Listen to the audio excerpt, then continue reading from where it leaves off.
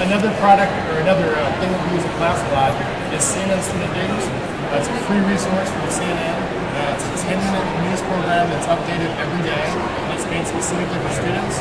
We watch it in class when we can, but if we can't, they can subscribe to it as a podcast. It's a video podcast, and they can go home and watch it if I wanted to watch it and discuss it the next day in class. So the two ways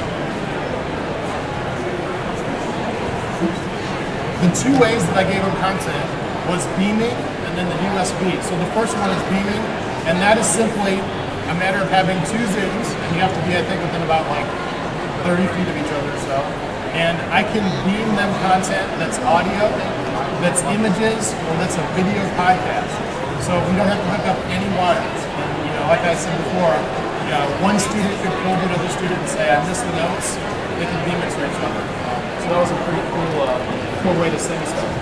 The other way that we gave content was you can hook the Zune up with a USB port to the computer, and you can drag and drop large amounts of content.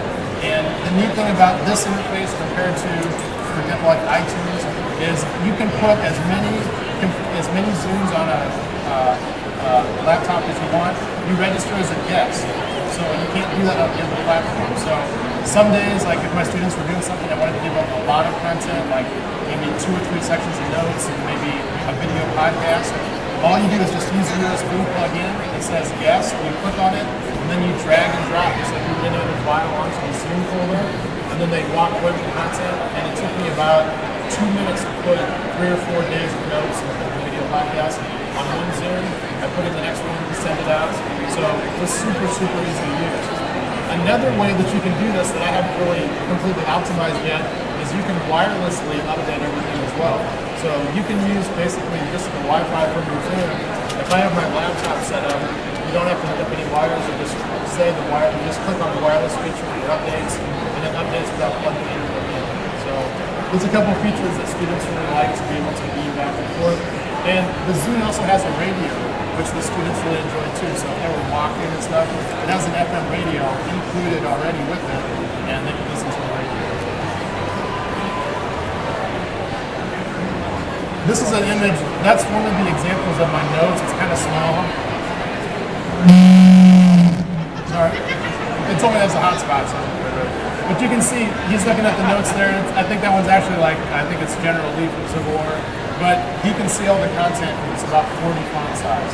So it's very easy to see. So these are some of the quotes that our students had at the end of the pilot. And we actually had kind of one complaint at the end of the pilot.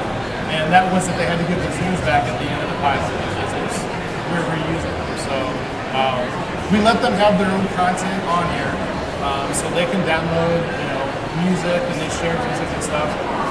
Occasionally, I did pick them up and just do a spot check, so they knew that anytime I could spot check the Zune, and if it has something that is inappropriate, they would lose the Zune. So that was a huge deterrent. Here's some other quotes from students.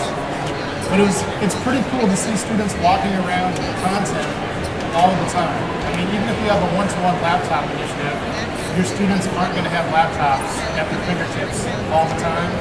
But our 8th graders have their MP2 player, whatever format it is, at their fingertips all the time. Our school has a policy that you can have MP3 players in the classroom if the teacher allows it. So it's just like Go. If the teacher doesn't want to allow Go in the classroom, they say no Go. But what our school has created in the last 3 years is an environment where students, when they have time, can listen to their MP3 players.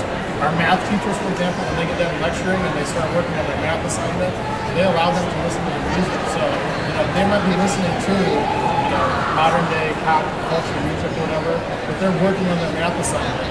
And what our math teachers have found is that specifically in that environment, they're not bugging the person next to them, and it's a huge parent as well. If you're not doing your work and you get your MP3 listening privilege taken away, and that's a huge thing. So there's a couple more quotes for kids. But we had one student that took a family trip during the semester to New York, and they were on the plane, and they were coming back, and she had her Zune out, and the stewardess came by and was like, "Oh wow, that's really cool. What are you listening to?" And she's like, "A listening to my history teacher's notes from yesterday because I missed class, and she was like, "Oh, that's still really cool." And she's like, "I know, but it's not really super cool to say you're listening to your history teacher's notes and stuff." But they listen to it in the car, on the bus, doing exercise. Some of my kids listen to stuff when they work out, and just like adults, they're looking for ways to multitask as well. So, what's the difference if a kid is on the treadmill and they're listening to an NPR report and I want to listen to the class, or if they're listening to a modern day song?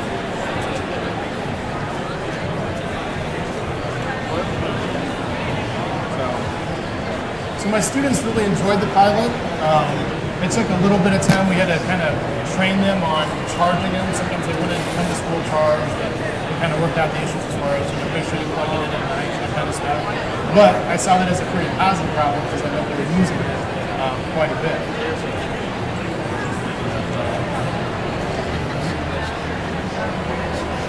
So if anybody has any questions, I'm sorry, one last thing. I talked a little bit about the digital homeroom stuff. I'm going to really try and bring in other teachers. In my particular school, we'll have another pilot, so we'll have 25 of my students with the Zunes, and I've got other teachers already that say, hey, I want to send you a PowerPoint occasionally, or I want to send you an audio file. We have Spanish teachers that are doing Spanish podcasts that help their students. We've got a science teacher that listens to, I think it's called the 60-second science podcast.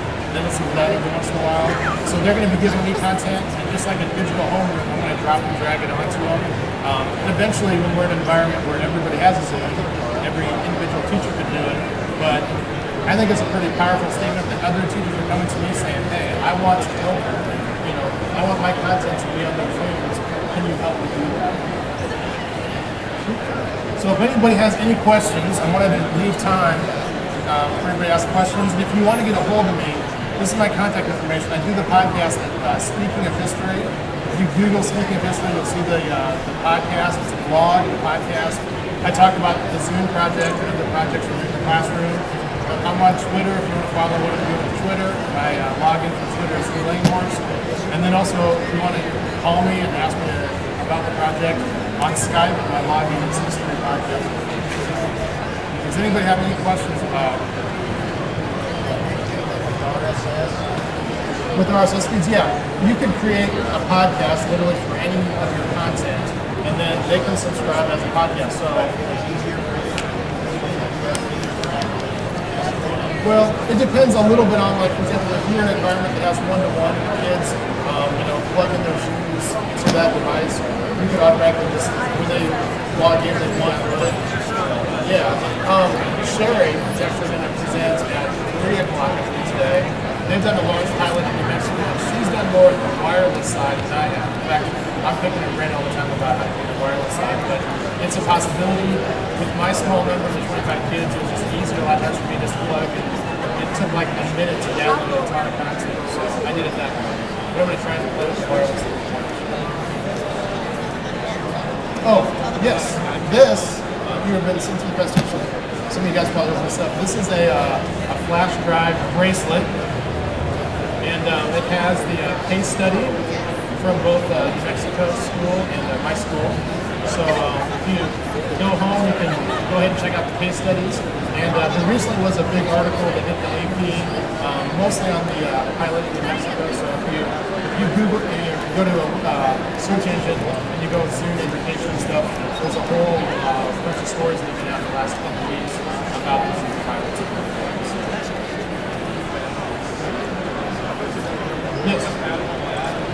Compatible with Apple? It's not compatible with Apple as a hardware, but anything that's on iTunes, you can, since it's an MP3 file, I don't know. Oh, it's all Mac?